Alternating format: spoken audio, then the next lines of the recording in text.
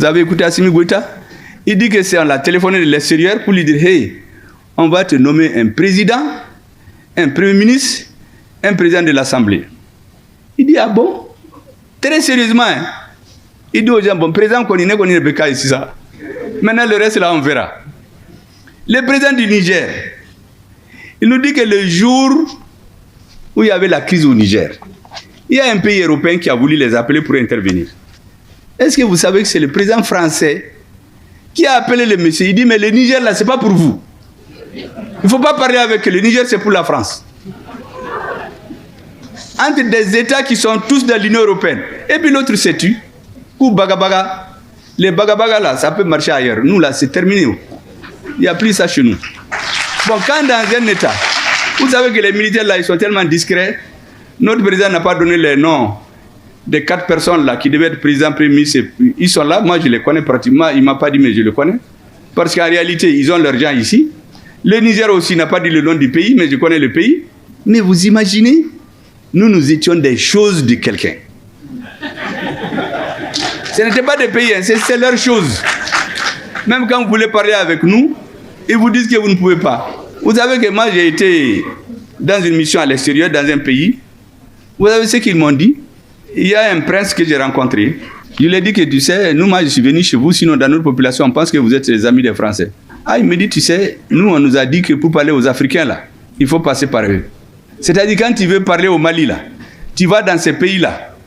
S'ils veulent parler au Mali, il faut qu'ils aillent à Paris pour qu'on leur dise comment il faut parler aux Maliens.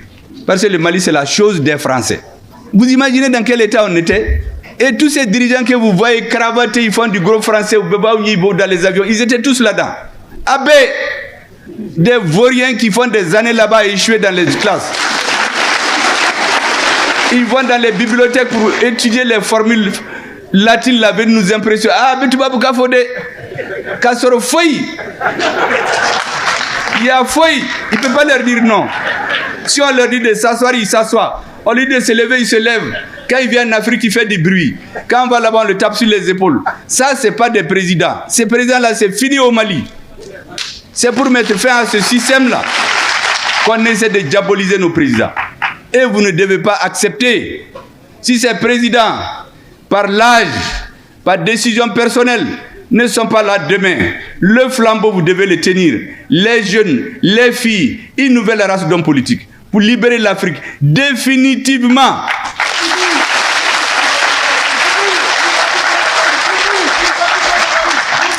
Le dernier thème dont je vais vous parler brièvement, c'est comment est-ce que tout ça s'est organisé. La camisole, là, vous croyez que c'est venu comme ça? C'est de longue date. De très longue date. Je vais vous faire un rappel. En septembre 1884, s'est tenue à Berlin une conférence qu'on appelle la conférence de Berlin sur le partage de l'Afrique, qui s'est achevée en février 1885. Ils avaient 2 résolutions. La première, en Afrique, il y a 2 grands fleuves. Un s'appelle le Niger, l'autre s'appelle le Congo.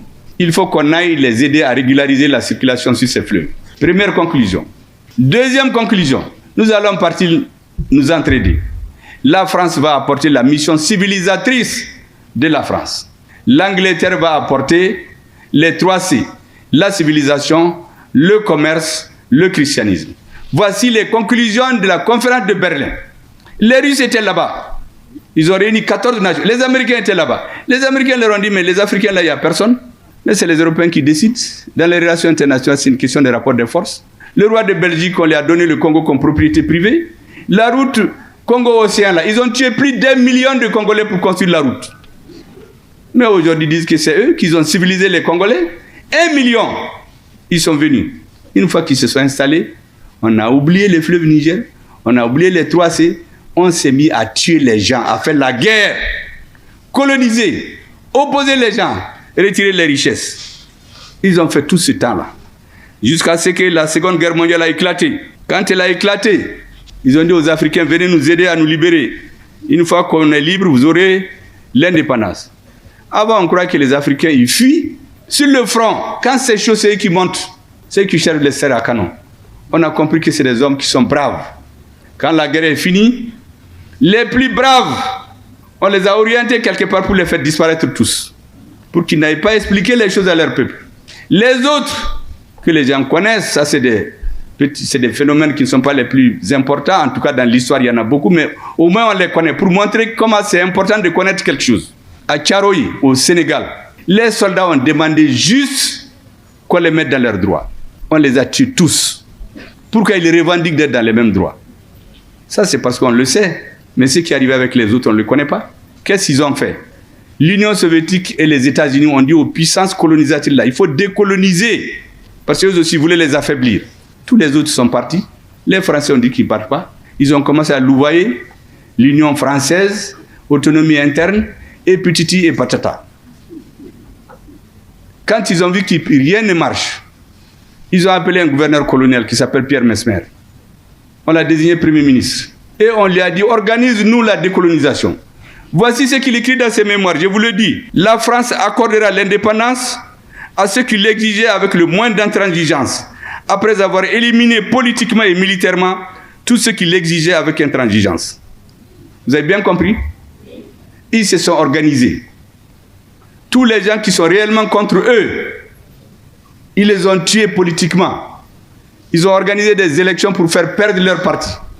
Là où leurs partis ont gagné, comme au Congo, comme au Cameroun, où il y a l'Union des populations du Cameroun. Pour qu'ils n'accèdent pas au pouvoir, ils ont organisé la guerre civile. Ils ont brûlé des villages. On a tué des femmes et des enfants. Les leaders politiques ont été empoisonnés, pourchassés, brûlés. En Algérie, on a tué les gens. Est-ce que vous savez qu'il y a des lieux où on a tellement tué de personnes, enterrés, qu'on avait peur qu'une commission internationale vienne voir les cadavres? On a ouvert les cimetières pour créer un four crématoire, pour faire des cendres, qu'il n'y ait plus de traces. Voici la mission civilisatrice. Et donc, quand on a eu l'indépendance, les présidents ont commencé à les démarcher. Ceux qui s'opposent, on les élimine. On sabote leur économie.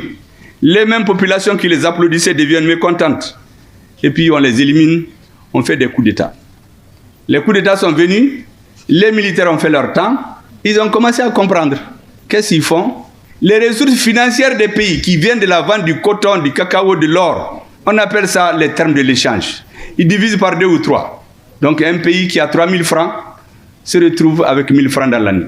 La population augmente, les élèves augmentent, les services secrets rentrent dans les amphithéâtres, rentrent dans les studios. Ils disent aux professeurs, à la société, vos malheurs, c'est ce monsieur-là. Il faut démocratiser. S'il part, vous aurez tout. On va ouvrir les internats, on va ouvrir ceci, on va doubler les salaires. Bon, vous savez, les travailleurs et les intellectuels, là, tout ce qu'on leur dit, on va avoir 100%. Au Mali, tout le monde s'est levé. Les élèves, on leur a dit qu'on va ouvrir l'internat partout. Tout le monde, tous les pauvres se sont levés. On est allé même dans les jardins d'enfants. Un enfant ne peut pas être syndiqué. Mais les enfants se sont mis dans la rue. Parce que l'objectif, quand il y a trop de monde, le pouvoir va avoir peur, il va tuer des gens. Et il est discrédité. Au Soudan, pendant plus de 20 ans, ils ont cherché à diviser le Soudan. Ils y sont réussis en 2011. On a créé 2 pays. Pendant tout le reste du temps, on dit qu'il faut la démocratie. Comme certains s'agitent aujourd'hui pour dire que rien n'est fait au Mali depuis que la transition est venue. Jusqu'à un jour, on a trouvé une masse critique de femmes et d'enfants qui sont sortis dans la rue pour dire qu'ils veulent la démocratie. Les militaires ont lâché leur chef, ils l'ont arrêté. Ils ont fait un gouvernement d'union militaire-civile pendant 1-2 ans. Ils ont retiré tous les civils. Les militaires, ils les ont poussés. Regardez le Soudan maintenant.